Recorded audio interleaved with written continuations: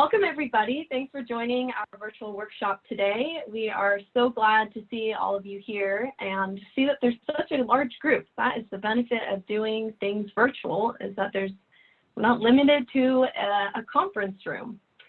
Today is going to be a unique presentation combined with some content from the American Farm Bureau Foundation and as well as our friends at Ford. The foundation will be going here, and some of our resources that support that book of the year, and we are partnering with Ford because our book of the year is all about Henry Ford and how he grows a car with soybeans. So we're happy to be doing this joint workshop today and accomplish these objectives with each other. And if you're unfamiliar with the American Farm Bureau Foundation for Agriculture, we are based in DC, and our goal is to create agriculturally literate citizens through our education programs, our grants, our scholarships, our classroom curriculum, and volunteer trainings like this one. And we'll have more information on our website and our resources at the end of this presentation if you're interested. My friends at Ford, is there anything else you'd like to share before we jump in? Okay, great. I think we're good right now. Awesome. Great. So you all beat me to it. You've already started putting in your names and states and your titles in the chat. So that's great. And if you haven't already, we'd love to have you enter that information. It's helpful for us to see where you all are coming from and your roles, who you're with, whether it's Farm Bureau or you're a classroom teacher. That's great. So continue to put that in there so that we know who we're working with. And then we're going to start this activity. Let's see, we have a Q&A. I'll let Sydney or Lisa answer the Q&A. So we can dive right into our next activity. And so Danielle, you can hit slide. Yeah, great. So this activity is actually from our Educator guide for our book of the year, but we'll put a little virtual spin on this activity. So we're going to be talking a lot about soybeans today. And as you look at this map of the United States, your first task is to write down what top 10 soybean growing states, and then write down what you notice about their locations. So this can just be something that you write on a piece of paper or think to yourself. What are the top 10 soybean growing states? And what do you notice about their locations? Go ahead and take about a minute to think through that. And they could type it in their chat box too, can't they, Leah? And I'll yes. And what again do they need to do?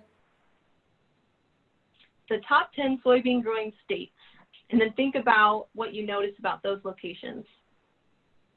North Carolina is one. Top 10 soybean growing states: Minnesota, Iowa, Illinois, Indiana, California, Arizona, Florida, Georgia, Montana, Oklahoma, Nebraska. We just have the Midwest. Nebraska, Missouri, Plain States, Mississippi, North Carolina, South Carolina, Kentucky, Georgia, Kansas, Iowa, Indiana, Texas, and the Midwest states. Kansas, Midwest, Nebraska, Iowa, Indiana. And some are just saying Midwest, Central U.S. Mm-hmm. So, well, let's see, Danielle, could you advance to the next slide? All right, so these are the top 10 soybean growing states according to the USDA. So there was definitely some overlap there and some folks who got it right. And what do you notice about these states? What do you notice about their location and what they might have in common? You can go ahead and put some ideas in the chat. They're all in the Midwest. Humidity, climate, flatland, it's dry. Similar growing zones.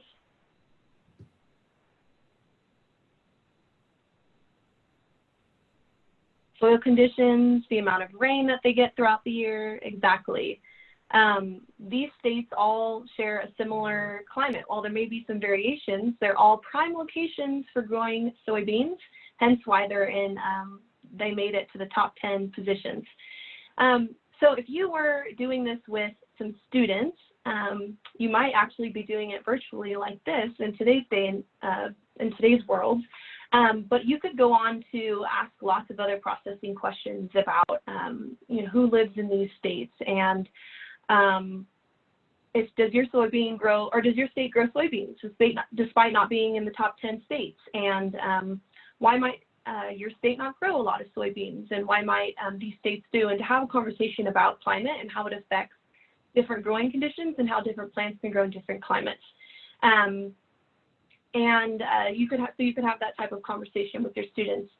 So that's just one idea, one example of one of our activities from our Educator guide. It's actually called Seeing Soybean States. And then let's dive into what our Educator guide is and what this book is that I keep talking about. So the American Farm Bureau Foundation for Agriculture every year puts out a book of the year. So there's a committee that reviews a handful of books, and they decide which book will be awarded the Book of the Year certification. And this is, it has to be accurate, and it has to be about agriculture, and then it's typically for our lower kiddos as well, that reading level. And this year, the 2020 Book of the Year is called Full of Beans. It's written by Peggy Thomas, and it is about Henry Ford.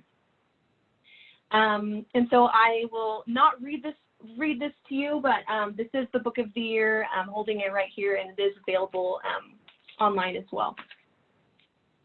And with our Book of the Year, every Book of the Year comes with some complementing resources. And so one of them is our Educator guide. And so there are 8 activities that are associated with this book. So what typically works well is to read the book and then do one of these or several of these activities from the Educator guide. And so you can see them listed here of what they look like, just a high-level overview. There's one where students will sort which items contain soybeans and which don't, and we'll actually do that a little bit later in this workshop. There's a bean seed necklaces one. There's an activity where students identify the various layers of material that are in a soybean plant. There's the Seeing Soybean States, which is the one that we just did. And then there's an additional one about yields, soybean yields. Thus, activity 6 goes over harvesting technology, and students brainstorm technology's role in the agriculture industry. Activity 7 is actually a recipe where students will make soybean crackers. And then activity 8 is about soybean plastic, and students test the amount of soybean oil in different products and connect that to the products that they use daily. And you can get the book in the Educator guide. You can get that online, and we'll make sure to put a link out to you so that you can find where that is. Yes. Did you have Lisa, is that what you were going to ask, or is there something else you wanted to point out? No, you covered it. Thank you. Okay, great. So that's a brief overview of the activities. And again, like I said, we'll try on one of those a little bit later. But for right now, I want to kick it over to my friends at Ford to talk to you about who Henry Ford was and the Ford company, and how it relates to the world of soybeans. Okay, good afternoon, everyone. I'm Danielle, and I'm here to tell you a little bit about Henry Ford. So Henry Ford didn't invent the car, and he didn't invent the idea of the assembly line. But what he did do is have a belief in himself and his dream of an affordable car for the masses. Through perseverance, determination, and a willingness to learn from his mistakes, he made his dreams come true. So who's Henry Ford, and what mistakes did he make that he could learn from? we're gonna watch 2 minutes of this quick video, which we have all of this on our resource website that we'll share with you, but let's find out about Henry Ford.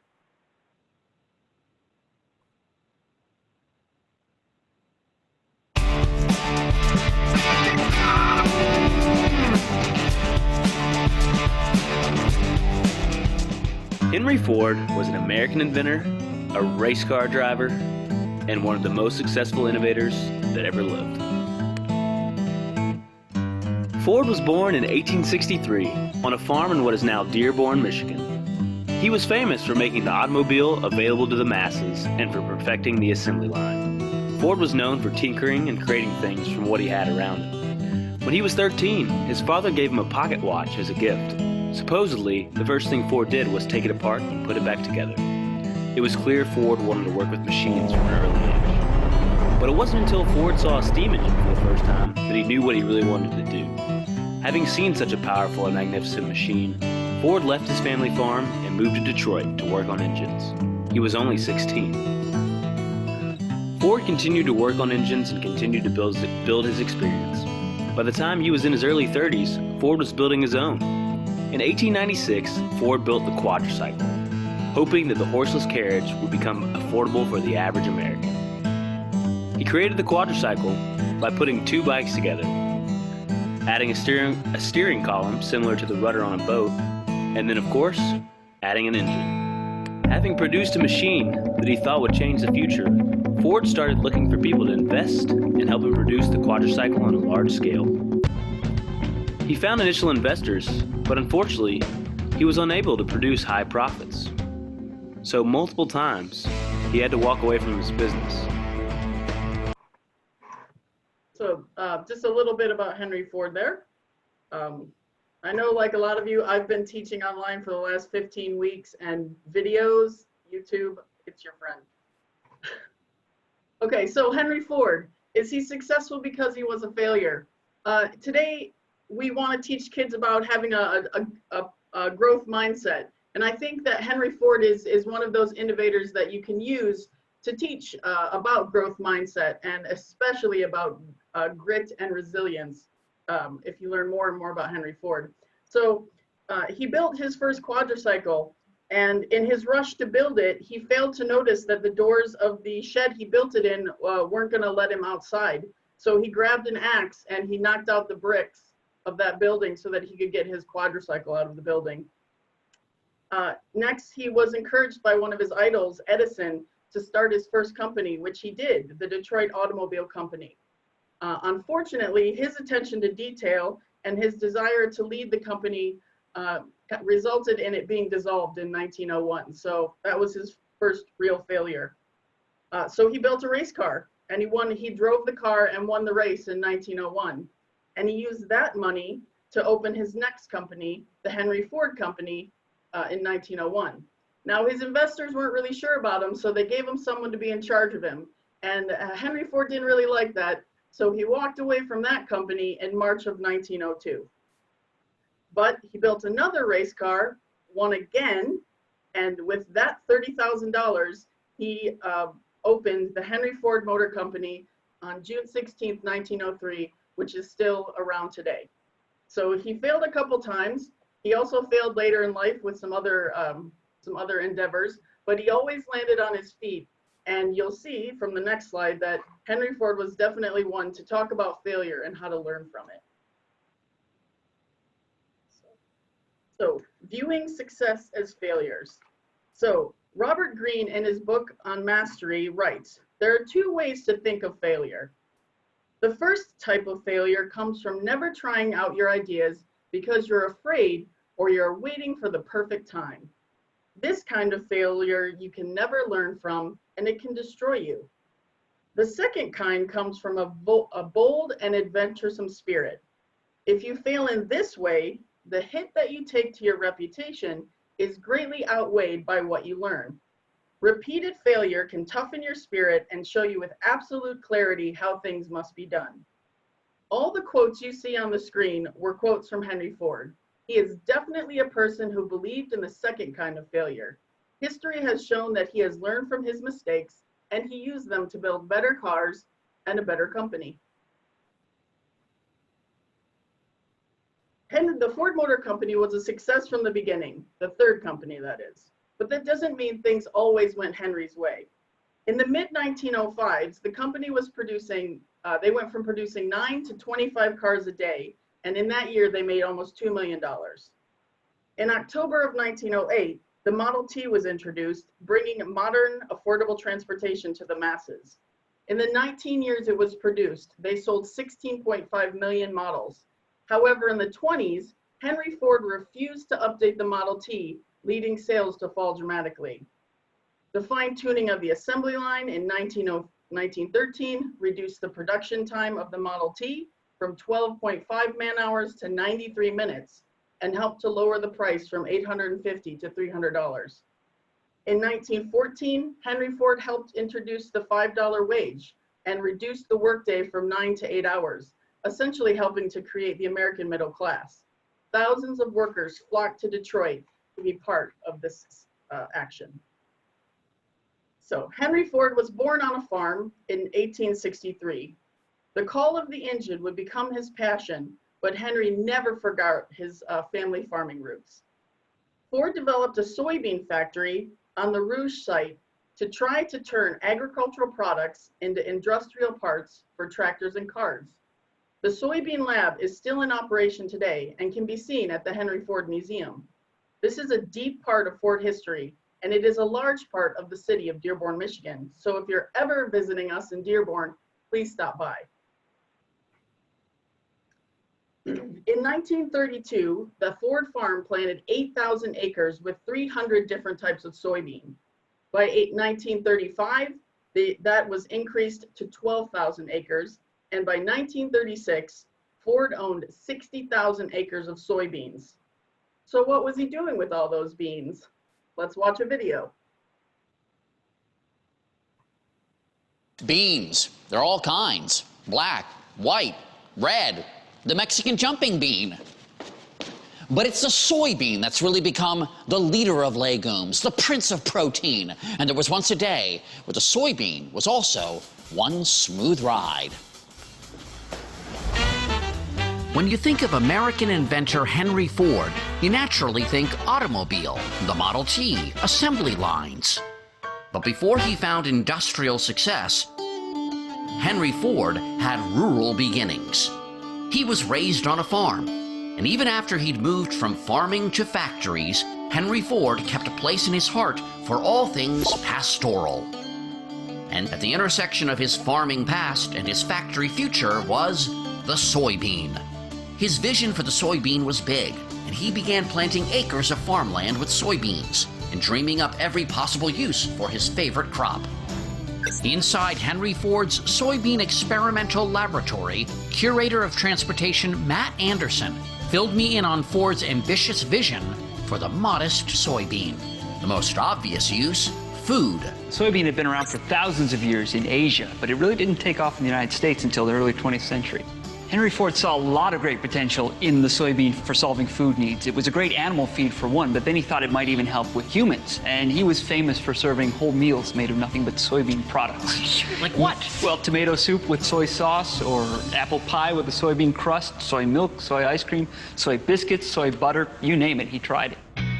Perhaps a more obvious, though abstract, application for Henry Ford to explore with the soybean would be automobiles. I suppose it should come as no surprise that the man whose name is synonymous with the Model T would try to build a car from this miracle crop. And what's this about the edamame edsel? Henry Ford was big on using soy-based plastics in his cars, and a lot of the Fords had soy-based plastic horn buttons, switches, gear shift knobs, that kind of thing. The ultimate realization, though, was in 1941 when Ford introduced a soy-based plastic car, completely made with a body out of soy plastic. Using his showman's flair, Henry Ford demonstrated the strength of the soybean car by swinging an axe as hard as he could at the trunk. No dent, no scratch. So what became of it? It was just a one-time prototype car. It never made it into production, and the big problem was World War II got in the way. So, they ended all civilian production of automobiles, and the soy car sort of fell by the wayside. Wouldn't like some animal try to eat it? There were stories of goats eating parts of soy-built cars and so forth, but, that's the risk you take when you're an innovator.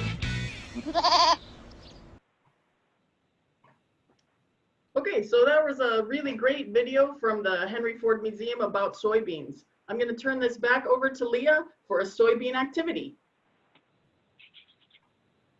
Thanks, Danielle. So another one of our activities from the Educator Guide is the sorting soybeans activity. This is designed to do in person, but you can also do this virtually like so. So if you have a piece of paper in front of you, you can create a 2-column table like there is on the slide. And on the left side, you can put what contains soybeans, and on the right side, label that column as does not contain soybeans. And then looking at this list of items, go ahead and categorize which items you think belong in which category. So does paint contain soybeans or does it not? So go ahead and take some time to think through where those items would fit in those 2 categories.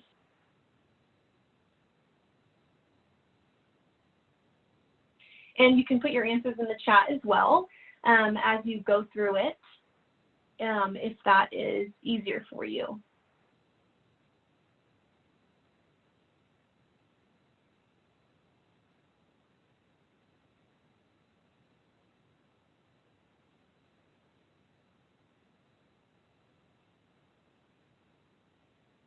Let's see, some people say they all contain soybeans.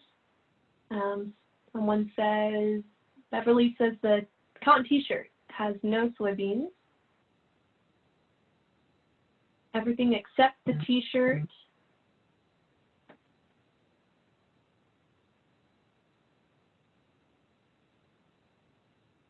We got a no on the fire extinguisher.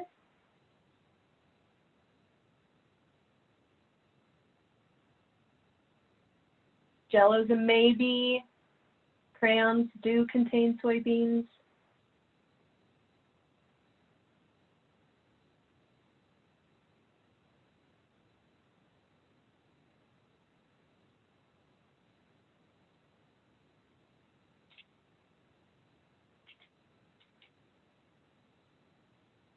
Glue does. Okay, let's see. The next slide will have the correct answers. So those of you who said all but were close, there's a lot of items that contain soybeans. Margarine, glue, carpeting, biodiesel fuel, sunscreen, car wax, cosmetics, rubber, crayons, paint, engine oil, mayonnaise, candles, medicine, soap, ink, fire extinguisher, foam. But what doesn't contain soybeans are Jello, iron, cotton t-shirts, and paper. So after you do this activity with your students, you can talk through some reflection questions. You can ask them, what of these products surprised you? And when do you use these products in your day-to-day life? Are soybeans important crops for farmers to grow, and why? And we'd eventually get to that they're pretty dang important, because as we can see, there's a lot of products that we might not realize that have soybeans. And so this is a really good byproduct activity, and you can even relate it to other crops as well, other commodities. There's a lot of commodities that are used in many byproducts. So soybeans are used in lots of products, and that's another one of our activities from the Educator Guide. And I'll hand it back over to Danielle to talk about where Ford is today and where they've gone with soybeans and other plant materials. Okay, so my colleague Joanne is going to be presenting this because she has some of the materials with her. So she'll be walking you through, and keep an eye on her speaker window because she'll be holding up things while she's talking. Thank you, Danielle. So good afternoon. This part of the presentation, we're going to talk a little bit about where we are today and what other type of sustainable materials does Ford Motor Company have in vehicles. So you can see today that we think Henry Ford would be really proud of the direction that his company has taken. We currently have over 15 car parts, or about 400 pounds on every vehicle, that have been made from recycled, renewable, or even repurposed products today. And it's ironic that Henry Ford started with soybeans, and soybeans is actually what led us to be using these sustainable materials in the vehicles today. And the benefits haven't changed since 1930 to 90 years later. Depending on the needs of society, we really looked for these items to be lightweight and fuel efficient benefits when the gas prices are high, but then we also look for cost savings and environmental issues when gas prices are low. So by using these plastic polymers, we can actually make any type of part out of plastic and instead of metal, and that's going to make the vehicle more lightweight and cost savings.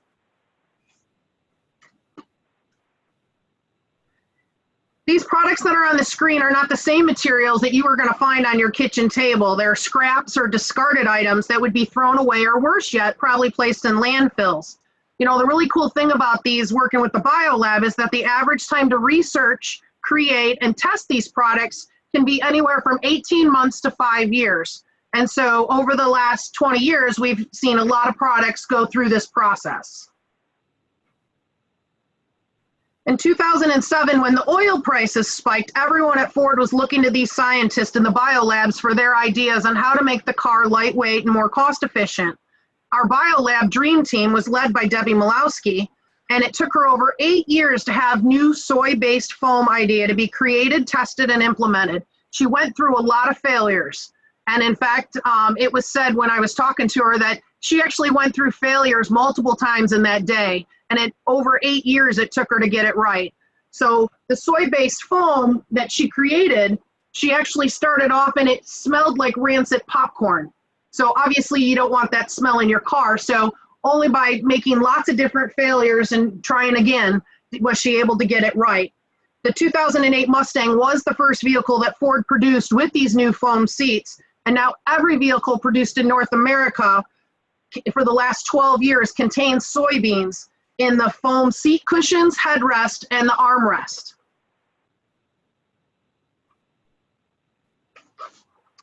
So Ford was the first automaker to develop these soy foam seats in 2000, and 10% of every vehicle is made with petroleum-based plastics. The reason that we want to use soybeans is because petroleum is made over millions of years, but plants can grow every year. And so it really reduced our reliance on petroleum-based products. This sustainable approach saves over 5 million pounds of petroleum annually. So 30,521, that is how many soybeans go into each and every seat cushion produced in a vehicle today. That's a lot of soybeans in a vehicle.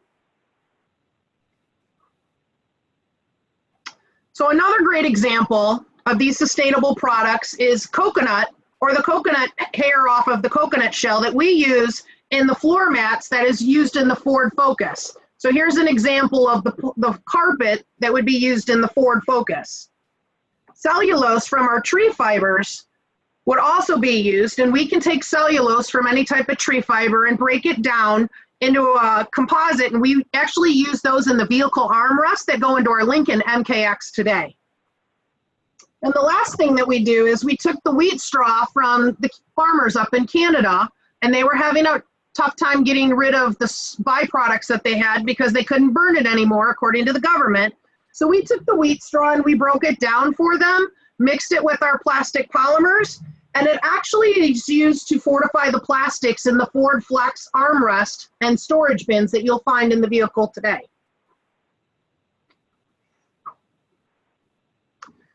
So another great example, Heinz is a great example of a partnership that Ford has, and we look for these partnerships with other companies to promote our sustainable message.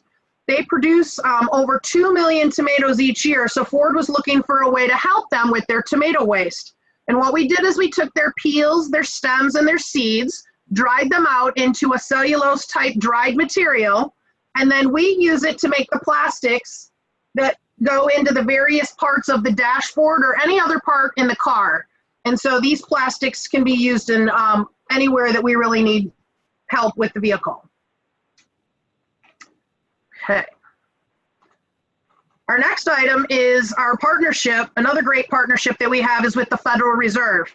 So there are 100 million pounds of currency retired each week, and most is either burnt or sent to landfills. So Ford actually works with these fibers and produces them with the plastic polymers, and we can make the coin trays that you see here and that were used in the Lincoln MKX. So it's a pretty ironic story, and there's a lot of information out there from the Federal Reserve if you want to use that in your classrooms as well. So rice hulls is a great example of a simple product. After the rice, we take the rice hulls. They are actually used right now in the electric support brackets in the F-150. And so these are used in the engine compartment area. So hemp is one of our newer products that the scientists are actually working with, and they've been researching that for the last few years, and they're looking to make a composite material that can replace metal pieces in the vehicle. One of the examples that they're using it for is window stabilizers.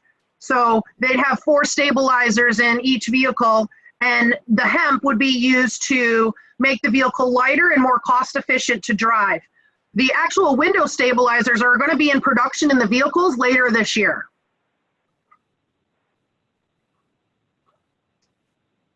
So this is probably one of my favorite stories. This is about recycled plastic bottles and a company called REPREVE. When Henry Ford actually built the Rouge plant back in 1917 to take in raw materials and to send finished cars out, he knew that he was going to have to involve a process that included recycling. That was one of his main objectives when he built the factory. So long before today's environmental movement, Ford had set up recycling centers in his factories. REPREVE is a great company that we work with that has a lot of processes with how to recycle plastic water bottles. And so they actually take the plastic water bottles that we use today and they convert it down into an amazing fiber that we use, and it becomes like a waterproof like material that we can use on our seat covers in our vehicles. And so these are used currently in the Focus Electric and the Fusions. And it takes 42 plastic water bottles are used in every seat. So that's about 2 million bottles a year that we save from going into the landfills.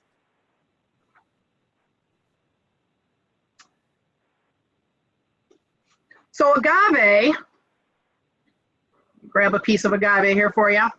It is leftover fibers from the tequila plant agave will find new life at Ford because the biomaterials team has been using these products to make sustainable plant-based plastics. And they can use these to make cup holders, storage bins, or pretty much anything on the vehicle that they would like. And this really does help us reduce that reliance on petroleum-based oils. Agave is actually going to be used in some of our vehicles in the door panels and the dashboard parts in future years. So this is a great example, again, of a partnership with another company.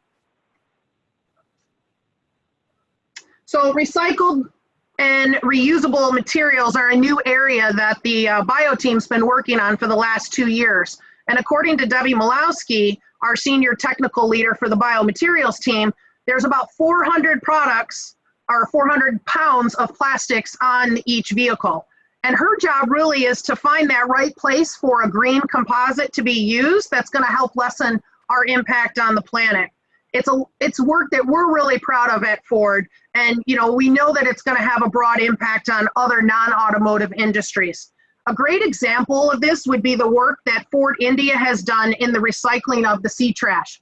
So on the screen in front of you is a picture of that. Our team over there, that is a huge problem in India, and so they worked with their engineering and biolab team over there, and they actually recycle all their sea trash over there and make it into green composite parts that we can use in vehicles. Another area would be our bamboo. The Ford China team has grown extra bamboo in order to create new car parts, such as the bamboo dashboard that you see in the image above you.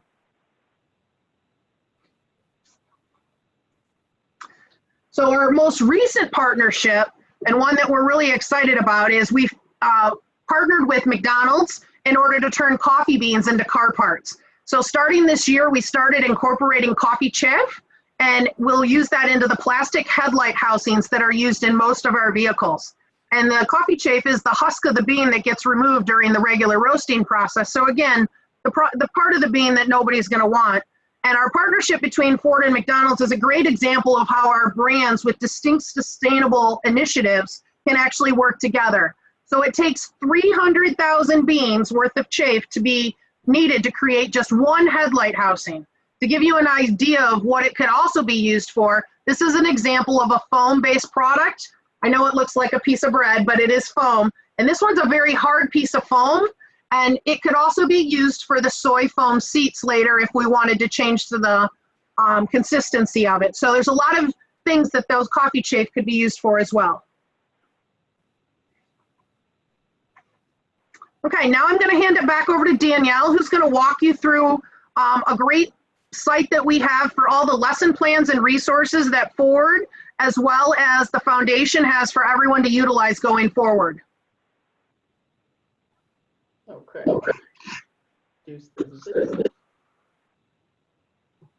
Okay, so I've seen in the chat here a lot of people asking about where you can get all the resources. So we've put a site together for you here that has everything we've presented in here, as well as some other resources. So if you come to visit, we've got lesson plans.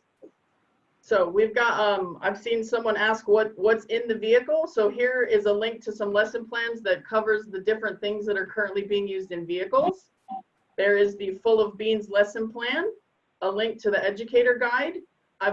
There's also a link here to some amazing lesson plans from the AFBFA Foundation, as well as a link to On the Farm STEM, which has an upcoming webinar in July that I believe all of you can attend. So please make sure you click on that link. All of these will also be in the appendix of our presentation, but everything's here. On the resource page, we've got this PowerPoint will be there. The Ford Sustainability Report is there. So I've seen someone asking about, can you tell us all the different products you're using in cars? So that's one place to check that. We've got Seed Your Future, another place with great lesson plans. There's a lot of stuff from the Henry Ford Museum on here, great videos to share with your students. We've got the Soybean Ag Mag link, and a really cool link to a My American Farm STEM, along with lesson plans that free to download and use with your students. So that's on our resources. I like infographics. I think being able to see something is a great idea. So I just went online and found some Ford infographics to talk about how they're using these products and in their sustainability efforts. So just a couple infographics for you here that you can use with your class. So somebody asked what's currently being tested, what's currently being used. So there's a quick visual. You can see they're testing sugarcane, tomatoes, dandelion, corn, bamboo, algae. This is obviously a little bit outdated because bamboo and tomatoes are already being used. We have a link to some STEM videos for you, or STEAM videos. There's some really cool things on here on how to make different kinds of cars. You know, this is Ford. So how to make cars from rubber bands, electric motors, solar power, magnets, baking soda and vinegar, and an LED light circuit. There's also a presentation about STEM stories, which the Henry Ford has been putting out recently in this environment we live in today, sharing with students. So make sure you like the Henry Ford on YouTube. They've got some really great things. And you can see a lot of that on the videos page. So I did see in the notes, someone was asked about the book. As a teacher who teaches in Ukraine, it is incredibly difficult for me to get my hands on English books to read to my second grade class. So YouTube and I are very good friends, and I'm very excited that I was able to even get this book so that I could read it here before this, and I'll be able to share this next year. So lots of amazing books on YouTube, and one of them is The Full of Beans, and it's read by a farmer, so that makes it even cooler. A lot of the things Joanne talked about have videos on here. So we've got the agave, we've got bamboo, we've got McDonald's. We've got, you know, for older kids, we've got a TED Talk with the bio lab scientist, carbon dioxide, more bamboo. So lots of fantastic links. The video about Henry Ford is on here, as well as the soybean video that we shared with you. And as we find more videos, we will continue to add them to our site. So you could consider this your one-stop shopping for Ford and soybeans and sustainability's relationship. So once again, this will be continually updated. We'll share the link with you, and you can just go, and it's all right here if you need it. So that's our website, and we hope that you can use it. Thank you. Leah, we'd like to hand it back over to you to look at any questions that are in the chat window that we can help answer. And I've got some Yeah, questions. so if you have any, go ahead. Yeah, Leah, sorry. No, you can go, sorry. If there's any questions, go ahead and ask them. I know there's probably some that we missed. There's a lot of chatter going on in here. So it looks like one of the questions right there is, would Ford do a tour with the bioscientist? You know, it is actually a closed building right now because of some of the COVID practices that we're having now, but we actually do have a video that we took of that tour 2 years ago. Some of the Farm Bureau states were a participant in that tour. So we'll see what we can do to get that live video up. And then if there's a chance that we can go ahead and get other tours available to someone, we will work with Lisa and get that information out to you. Joanne, do you have any information? Someone's asking, does Ford have any program in greenhouse operations and production? Greenhouse production? Yeah, do you have any connections there? I don't, but if there's some contact slides later on in the presentation, if you would like to send some information there or questions there, we'll be happy to see what we can do to get those questions answered. I'm not familiar with anyone in that area. And yes, we will make Joanne's email address. It's available actually, it will be on our website in her bio if you want to contact her later. Yeah, Danielle, can you go to the next slide with the contact information? Yeah. There is a question, do you purchase the water bottles from recycling companies? Have you ever partnered with 4-H, FFA, school clubs to do a plastic water bottle drive? So Ford actually works with the company REPREVE, and REPREVE is responsible for getting the water bottles, sourcing them, and then actually turning them into that material that I spoke about that goes into the seats. And so Ford actually doesn't collect the water bottles. They actually, you know, source everything through REPREVE. And so one of the products, you know, a really great product too, when you go onto the REPREVE website, you can purchase products from REPREVE, and you can actually use these in your classroom as well. For those of you that have attended the annual convention, we've given away these REPREVE sling bags for the last couple of years. And if there's anyone that's attended, and these are really great items that you can source from them as well. And REPREVE actually, somebody asked for the email address. All that information is in the back couple of pages in the appendix of this presentation. And you can, we'll be sending this presentation out to everybody with that information. Another question, are you calculating GHG emission reductions with these food waste products? So that one is definitely out of my wheelhouse. If you would like to send that question to Jack or Michelle, we'll be happy to try and put that through to the right engineering department.